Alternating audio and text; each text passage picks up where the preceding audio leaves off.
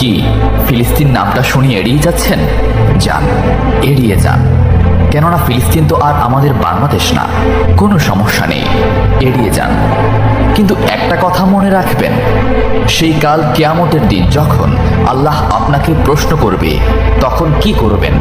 কি করবেন যখন জিজ্ঞাসিত হবেন যে কেন আপনি মজলুম ফিলিস্তিনদের পাশে থাকেননি?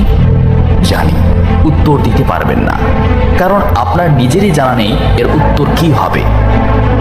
এখন হয়তো বলতে পারেন যে আমি কি করে ফিলিস্তিনে গিয়ে মজলুমদের পাশে থাকব, কি করে এত দূর গিয়ে সাহায্য করব?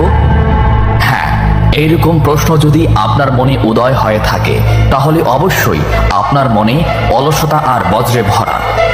এই আধুনিক যুগে অস্ত্রের চেয়ে পাওয়ার হচ্ছে মিডিয়া, তাই মিডিয়ায় বেশি বেশি করে তা প্রচার করুন। হ্যাশট্যাগের মাধ্যমে প্রতিবাদ করুন। এই ক্ষুদ্র প্রতিবাদ একদিন